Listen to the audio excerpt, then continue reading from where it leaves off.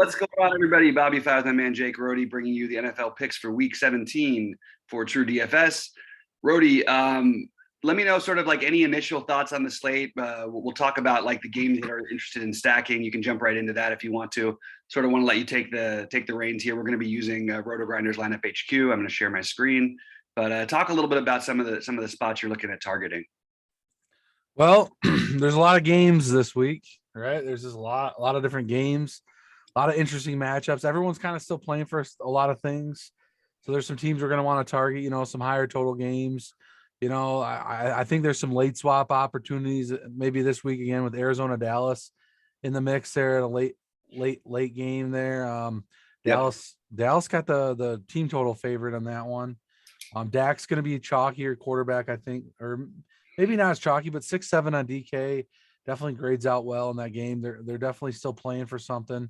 I think Dallas can still get the number one seed. Am I correct? If Green Bay loses out, Yep. I mean, I don't think Green Bay is going to lose out. They play easy components, but like Dallas could tie them and they would get the number one. So they're still kind of playing for something there. Arizona is still playing, a lot. So that game's going to be good. You got the Seahawks. They haven't really done anything this week. They're going against Detroit, though. Is this a week they can explode? This is a Russell week, you got the, Jalen Hurts rushing quarterback. You got Casey and Cincy. Joe Burrow was the big story last week. He looks a little chalky this week. We might go back to him. Then you got some of these wonky quarterbacks that we don't know about yet. Like I think Taysom Hill's back in the mix at 6K. Huntley at 5-6 against the Rams. They're still playing for something. I don't know. We don't have any word on that, right? We don't have any. I still have Lamar as questionable, and from what I've heard, yeah. I think he's more likely to play than not, but I don't think it's for sure. So we might not have Huntley. We could get Lamar in there, but currently I think we got Huntley in there. Josh Allen versus Atlanta, that should be an easy game. Again, so there's a lot of different ways to go this week at quarterback and stacks. My Chargers are on this slate too. They really let me down last week. Oh boy, that was crazy. That hurt my final best ball lineup, but they're going against Denver. It's a slower paced game, so they're probably not going to be as chalky. If you want to target some, maybe they have a bounce back week. If not, they're there. But those are some of the games I like. I think, this is real. I think it's going to be spread out this week. I don't know. What's your thoughts on that, Bobby? Yeah, I totally agree with what you're saying. I'm looking right here at quarterbacks, and you see that Trey Lance is the highest owned one on the slate. And they're projected to be the highest one, and it makes sense with the price, right? And the rushing upside. The only issue I have with the Trey Lance thing is, why aren't they just going to run the ball with Samuel and assuming that Mitchell's back, Mitchell and all the other guys, he might even get some goal line carries for Kittle. So it feels a tiny bit thin, especially unless Houston can really put up a good fight here. That I don't think they want to put their whole season's hopes yet on Trey Lance's arm. But he is 4.8K, so that makes sense. I like the names you mentioned. I think Dak. Look, Dak is going to be low owned. Burrow is going to be low owned. Mahomes is going to be low owned. So all the guys who I'm sort of looking at, and even Kyler is going to be low. All these guys are going to be single digit ownership. And I think those guys are all where you sort of want to attack for tournaments. Even the receivers on Dallas, in that high total game, this has got to come up a little bit. But you have nobody, you got the 10%ers over here, like and less. Cooper at 4.3, Lamb at 9.6. Like that just feels too low. So I like that game spot a lot. I have a couple sneaky ones. I do think if you're going to play the Trey Lance, playing Cooks on the other side is probably a good idea. I still don't trust the San Francisco, secondary. And I think you don't necessarily need to play Lance with a receiver. If you did, Kittle makes a lot of sense, but you're going to get no ownership on everybody else at receiver there. And I think this could be a big Deebo Samuel week, but he is really expensive. The other one is the San Diego stack, like you mentioned. I think that's an interesting spot to attack. I think you're going to have one of the two cheap receivers probably being fairly high owned. I think, we have Guyton is officially in. I don't mind taking a shot on Guyton here, by the way, assuming that he's going to end up playing. And I really like the idea of playing Palmer as well. So I'm those are sort of my main parts. I don't know if I trust Seattle to throw the ball enough here, but I probably will still take another shot on DK, assuming the weather's all right and all that. We're not dealing with a total snowstorm. And then Jonathan Taylor feels like a chalky play in general, but that's sort of the general basis of what I'm doing this week. I know it's a lot of stuff, but it's going to be spread out just like everybody else is, but I'll be overweight on the guys I mentioned and I'll fade. I'll probably be lower than the field on guys like Trey Lance and stuff like that, unless I'm going to turn it into some sort of a game stack. Talking about running backs, why don't you talk about some guys who are popping up for you? Because I do think you're going to have it spread out again, but you're going to have a bunch of guys in the teens until we hear about something else. I've got to put this video on pause real quick because of that issue I was talking about. So give me 1 second. That guy's like, yeah, Rohde, just talk about a little bit about the running backs. I'm going to share my screen again. Sorry about the confusion, everybody. I've got a few little practical things going on. We all have stuff going on during the holidays, so it's not that crazy. But I'm going to pull that screen back up and we'll talk about some of Rohde's running backs. Why don't you hit me with some of the guys you're looking at? I mean, running back for the top, we got, like you just talked about Taylor there. He's at 16%. He's coming in the best value per, on the slate, highest total. You got, Swift in that Seattle game. I mean, he's questionable, but I mean, I liked him all year. I mean, he's going to be chalky. Sony Michel for the Rams. We talk about maybe Cam Akers coming back. I don't know the word on that yet or officially. Baltimore hasn't really been good. He's been catching balls out of the backfield for 5.8. He's decent. Singletary's been getting a lot of the work for Buffalo. He's going against Atlanta. He's coming in single digit ownership, but the projections seem to like him a little bit. I don't know if he's popping on the projections you got, how you got it. Yeah. David Montgomery right there. Both those guys at 6.5. I know you were big on David Montgomery last week. I mean, his price come up a little bit, right? Yeah, he's up a little bit. And then Ronald Jones price is up. He's right there, coming in about 20%. Darrell Williams for the KC guys. They talk about Tyreek Hill doing some running in the KC team. So, I mean, I don't know officially about that and everything, but, they should. Darrell Williams, I've always liked all year. The Derek Gore's getting a lot of work too, though. You got to watch out for that. So, Darrell Williams could get beat out by Derek Gore. So that's kind of a double running back split. I don't really want to target, but I mean, you can do it. He's coming in low owned and good value. Yeah, I think there's some upside for Darrell Williams here, and I think people are sort of underestimating a little bit. A lot of the Gore work that he's gotten, if you've watched, I mean, they've been up by 30 points, and they've mostly been fourth quarter works. He doesn't have a touch before the third quarter in most of these games where you had Williams and CEH playing. It was really just that late game stuff, and they did use Williams a lot earlier in the year. So I like that call a lot as a lower owned option. I think the best thing I can do with running backs this week to try and make some sense of it. And we had the late Burkhead, news last week, which ended up paying off for anybody who used it. If you could somehow have gotten Justin Jackson and Burkhead in the lineup, he would have been made in the shade. But the guys who I'll be below the field probably. Jones, I don't know. I haven't decided on him yet. I probably will be below the field, or I don't know, maybe near the field on him. I'll be above the field a little bit on Montgomery. I'll be above the field a little bit, not by much, on Michelle. I think that with Swift being fairly popular, I'll come off of it. If he was going to drop in ownership, I was going to be ahead on him, but I'll be below the field on him. I'll be above the field on Taylor. I'll probably be below the field on Carter. I definitely will be below the field on Carter. I'll probably be below the field on Burkhead. I'll be below the field on I can't never pronounce his name. So Dare from the Jags. I'll be below the field probably on, Mitchell is one I could see going either way. I just need to know how healthy he really is.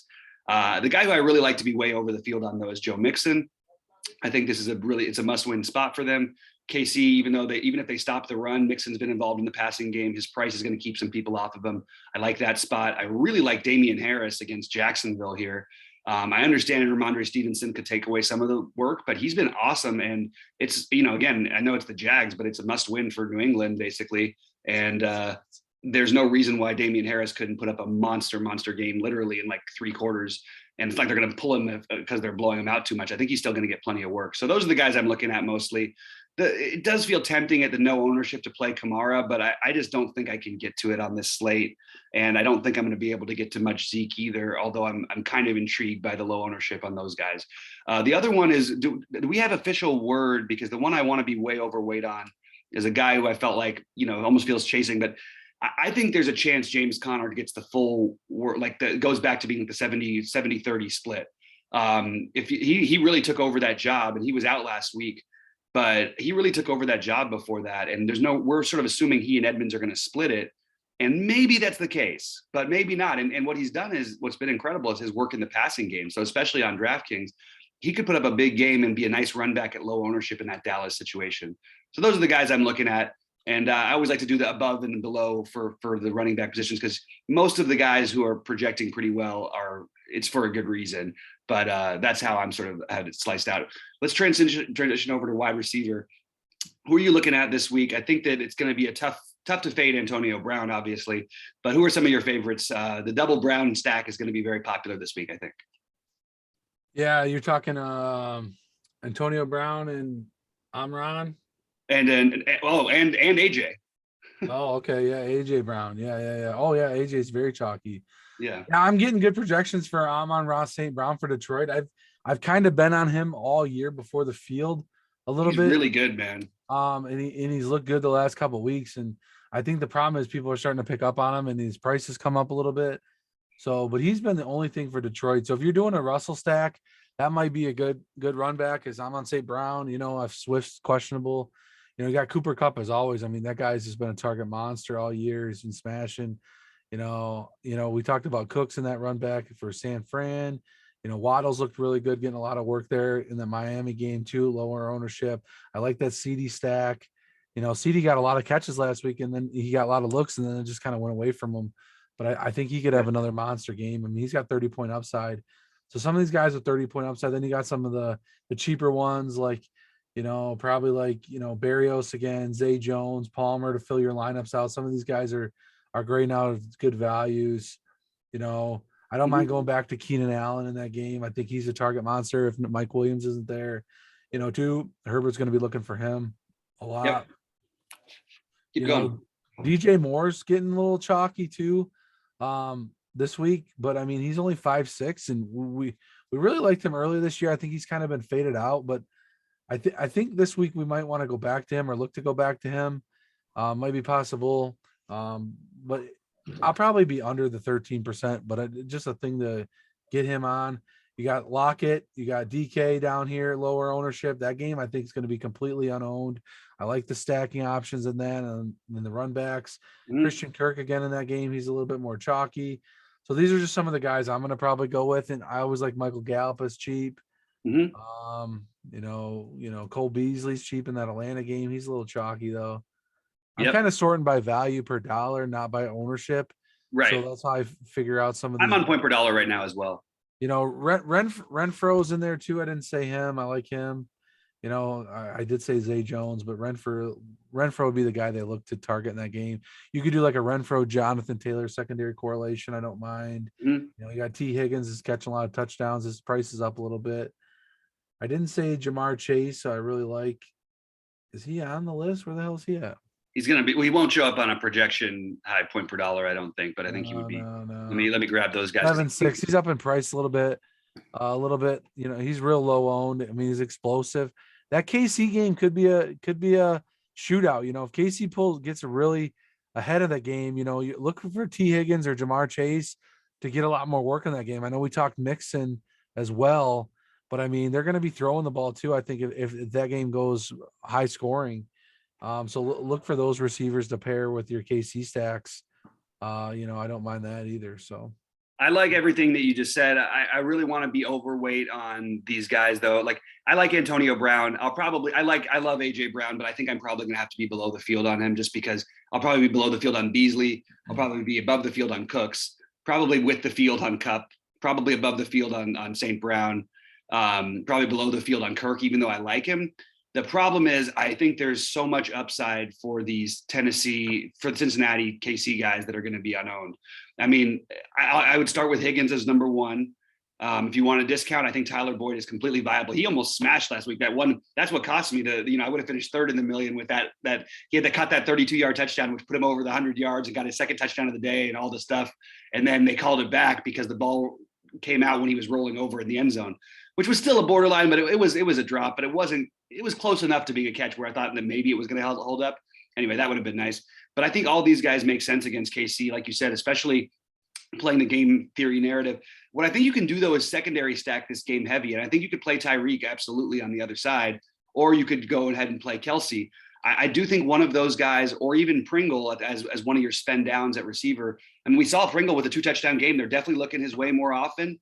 I think this could be a good spot to try and attack that game from a secondary stack standpoint. And I would say that I would rather use the quarterbacks in the Dallas Arizona game, but I love these receivers that are going to be low owned, especially on the Dallas side between Lamb, Gallup, and Cooper. I think Cooper is a great play, by the way. He was the one who came out and criticized Dallas's offense, said they had no creativity. And they were just running weird plays from the beginning again in that Washington game. So I really want to target this game. I actually don't even mind, we'll get into tight end, but I don't mind both tight ends in that game as well. And that's how I'm looking at a lot of my wide receivers. All the Browns are good plays. Amon-Ra, AJ, obviously Antonio. I really like all of those guys, but I want to be overweight on some of these lower owned guys. And I'll just real quickly go through some of the chalkier wide receivers that I'm going to be lower on. I'll be lower on Brown, Kirk, again, probably with the field on Cup because I feel like the upside's really high. I really want to play a Baltimore LA stack. And my hot take is that if Lamar plays, and I'm a Rams fan, is that I think that Baltimore wins this. I don't think it's that hot of a take, but I think Baltimore wins this game outright. I do think this is a perfect setup for the Rams to sort of have a letdown. And I know it's a different Rams team, but I was at the games where they played Lamar before, and it's like the pass rush almost helps him out. It just like opens up the rest of the field for him. And these Rams guys, they love to get after the quarterback, but if you don't make it to him in time, you're looking at like a 30-yard gain for Lamar, assuming he's good to go. And by the way, talk about complications from COVID. That guy's got all kinds of them. So it happens when you get it 3 times, I guess, and you won't get vaccinated. But I really like that. I like that game spot, playing like a Cup with Andrews and Jackson, and then you could spend down on guys like Palmer, guys like Pringle, who would be some of the cheaper options I'd look to. Maybe even I think Guyton's in play as well. DJ Moore, I like that call a lot. I'll be above the field on that one. Pretty much going to be below the field though on most of the Beasleys. I do like Cooks. I'm not going to be playing even at 3,800, which seems crazy, but I mean, are we really going to be playing Allen Robinson? Has he had one game that we would accept for a tournament winning lineup in a million years? He's basically is a 3,800 receiver at this point. Maybe it changes a little bit with Nick Foles in there. So maybe I could get talked into it, but at fairly popular ownership, I think I'd stay away from it. I think Jamison Crowder, if Crowder is out though, I think we go back to Berrios as another cheap option. So that's sort of the way I'm stacking my guys. Obviously, I will have some Diggs and Josh Allen stacks because the ceiling is so high. But mostly it's going to be the guys I targeted. And it's going to be a lot that Dallas Arizona game along with the KC and Cincinnati game. I think the KC Cincinnati game is going to be close. And I want to, unless there's any weather concerns, I really want to attack that spot. Let's transition over to tight end. Who are you looking at over here? And who are some of the guys who stand out for you? Well, tight end's been the rough go of the season, I think. Like everyone's been scrambling. I mean, lately, if you've been on a Mark Andrews calls and playing him a little bit, you've been smashing. Before that, it was Kittle. So, I mean, those two guys are probably the premier tight ends with the highest ceilings, Kittle, Andrews, Kelsey on the slate this week, Kelsey should be good to go, right? Yeah, I think so. Yeah. And he's got a high ceiling in that same game you talked about. You could always do Mahomes, Kelsey, run it back with a Cincy guys. I like that. Andrews has been just killing it too, man. And you could do a correlation in that game and what Bobby just talked about. So those are some of the main guys, but they're expensive. Kyle Pitts still at 5'9" against Buffalo. He'd be a good run back. Like I think Bobby just said, hey, I'm going to target some Josh Allen and Diggs, like maybe run it back with Pitts, the tight end spot as possible. Maybe this week's a week we go back to some run backs. We're going to try to keep it to our game stacks, maybe more this week. Some of these other oddball games we don't want to target, and the games we're talking about we want to target. So, you got Goddard let me down last week. He's probably in a decent spot again, lower ownership. Gesicki in that, Miami game, Tennessee. Schultz has looked real well too. He's been getting a lot of targets. A pairing stack with Dak. You could always do like a Dak, a CD, and a Dalton Schultz stack there. He's low ownership. I like him. Ertz has been a target monster for Kyler. He's been getting a lot of receptions there since he's fit in. He's looked a lot better. So these are some of the guys that I really like for ceilings. And then you still got Gronk in there against the Jets. That could be a blow up spot. As well as Noah Fant versus the Chargers. Might be a little bit low on play. Tyler Higbee's returned, in the Rams game. If you want to do a cheaper tight end with a Cup, Stafford stack, and then run it back with like like a Brown or something, Marquise Brown in that game or something weird could do Yeah. that. Yeah, I Yeah, so like that. those are some But of the guys I'm talking, I looking at for ceiling wise. Not necessarily point per dollar. I mean, Foster Moreau probably and James O'Shaughnessy are two cheap guys that you can get in there that are good point per dollar that are going to pop a little bit. But some of these other guys that I talk about got bigger ceilings that you can utilize and more GPP winning upside, I think. yeah, I actually have I like tight end this week. I think it's spread out, and I think it's for good reason. I think you're going to see some games here. I'm probably going to avoid the Gronk thing. I have nothing against him, but I would just much rather play for the ceiling of Andrews. I mean, this guy can put up 35, and so can Kittle. So I think I would probably pay a little bit higher for those guys. And Goddard is another one who can do that. So those would be my main ones on the spend up side of things.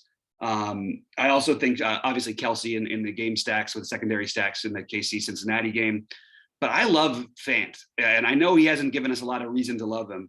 I do I like to attack the Chargers with tight ends. I've seen some huge games again, that they've allowed. And what I like about Fant though too is you lose Tim Patrick this week, so you're down one of the receivers. I actually like Judy as a receiver too this week. I didn't mention him before, but assuming that they're gonna have to play from behind against the Chargers, I just think that Fant's going to get a lot of that work, and you're going to see potentially that double-digit target game. And he could he could destroy that. These Chargers will leave the middle open. So I do think there's a big opportunity for Fant here. So he's a guy I'm looking at being very heavy on. But I'm going to try to narrow down my field a little bit, and I'm probably going to play a couple of Kelsey and Andrews or Kittle and Andrews stacks to try and go for that ultimate ceiling and a differentiating build with two tight ends on a slate where people just aren't going to be doing that, in my opinion. So that's just one thing I'm considering, and maybe include Goddard in that mix if you're going to do the double tight end. I don't like doing the double tight end and spending down at tight end. I like to do the double tight end and spend up on both spots. Yeah, that's the good way to do it, man. I knew you were going to mention Fant, man. My best ball lineup that was in the middle, the $20 milli entry that made it to round 3 was a Chargers super stack with Fant and Javonte Williams in it, right? I have Debo, I have Cup in that one. I couldn't get that one to round 4. The Chargers really slacked off, and Eckler hurt me bad last week. But I would have set up perfectly for this week, round 4, because I would have had a Chargers Denver stack for the 235 person contest for the $1 million. So I kind of created like a DFS lineup where you correlate the final game of the week. So it just happened to work out. It would have worked out awesome if I could have got that lineup into this week. Remind me to bend your ear next year about the best ball. I want to get involved in some of that. Yeah. So yeah, I'm going to try to work some of these stacks and better next year even. It definitely was a good one. And yeah, I think that Chargers and Fant's going to blow up this week just because of that lineup's not there now. Yeah. So I think like I get to have to watch that game blow up on Sunday and not have my lineup there. So I like the fan call by Bobby. Yeah, so let's talk real quickly about maybe some, I know it's the least exciting thing about some defenses. I have a note here to make sure to play 15 to 20% Fant at least, and maybe it'll be higher than that because I want to be heavy on when I find a play I really like. But the defenses this week, I actually think you're going to have some opportunities, especially because we don't know yet. Like there might be guys announced out with COVID by Sunday morning. So assuming that we're going to get some more value than we probably have already, I think it's going to be interesting to possibly spend up on some ceiling defenses. I do like the New Orleans Carolina situation. But I don't think it's like, I don't want to play that as a chalky defense. I don't think in the Chargers versus Denver, the Chargers, they haven't their defense. One thing I really don't trust. I really like, I just think Miami defense is just awesome in general. So I think that they're viable. I love the Eagles defense against Washington, even though I actually think that Washington puts up a fight in that game. I know a lot of people are saying the spread should be higher, and I know a lot of money's coming in on Philly. I think it's going to be a close game, but I do think there's a chance that Philly is for some reason every year they're a great scoring defense. And then at the very top of the defenses, if they're going to be low owned, but I mean, you see it pays off. I played the Bucs defense last week and it paid off big. If you can get 20 points out of your defense, which is definitely a possibility with the Bucs against a guy like Zach Wilson, I think that's something I might want to take a shot with. And I think the Patriots in Jacksonville, I just think they're really, really good spots where you can potentially double up any other defense on the slate. Maybe you include San Francisco versus Houston. I don't feel as confident in that one, but I do think that spending up on some of these defenses is interesting because the spend downs, I mean, the Colts against the Raiders is fine, but like I don't think it's like an automatic smash buy. I mentioned I like the Dolphins a little bit, but there's not like a standout cheap defense that I'm running into. Maybe Washington versus Hurts. Maybe you can get Hurts to make a few mistakes if Washington does take the lead in that game. The Lions against Seattle, not knowing what Seattle exactly is playing for, and Russell Wilson having been one of the worst quarterbacks in the NFL over the last 16 games going back to last season. So those are the guys I'm sort of looking at mixing in. Who are you looking at for defense? I mean, not a lot of different options there. Usually I pay down, but you're right. I do like the pay up options this week. I don't even mind the Bears defense. You didn't say at 3.2 Oh, yep. against the Giants. They could do something. Definitely like the other defense I was really liking was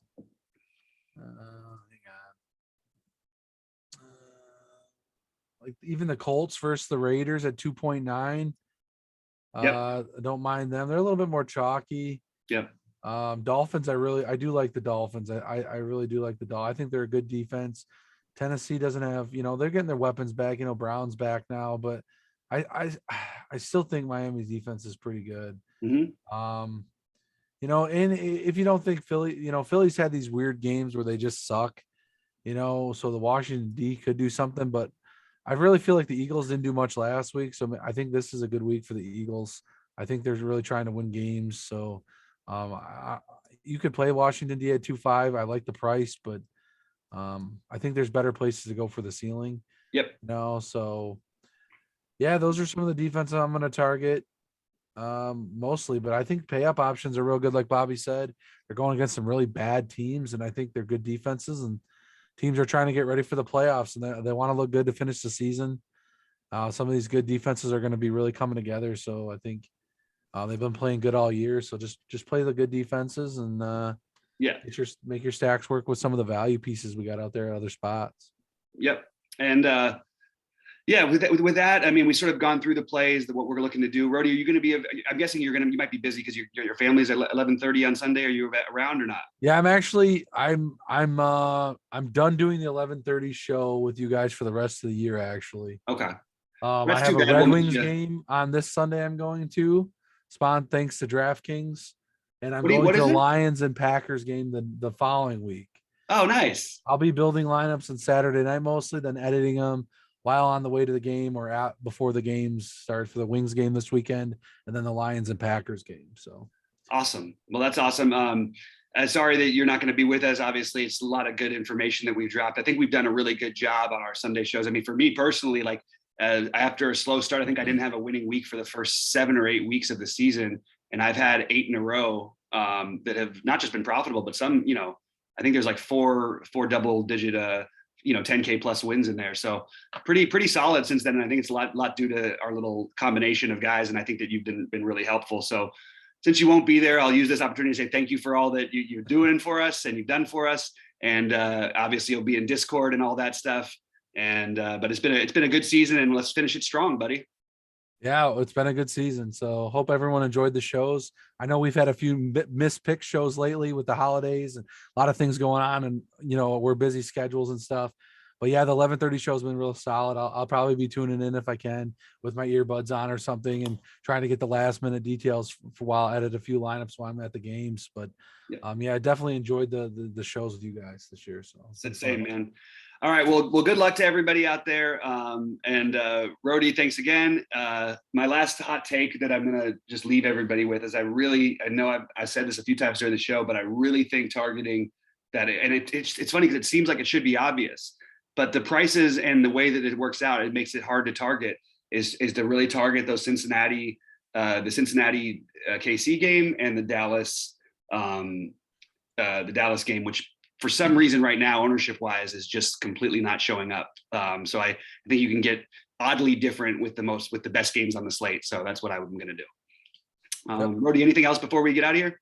Nope. Those are 2 games I like as well. And just target some of these good games we talked about. And I think you guys will be doing all right. Let's get it. Good luck, everybody. Let's get it.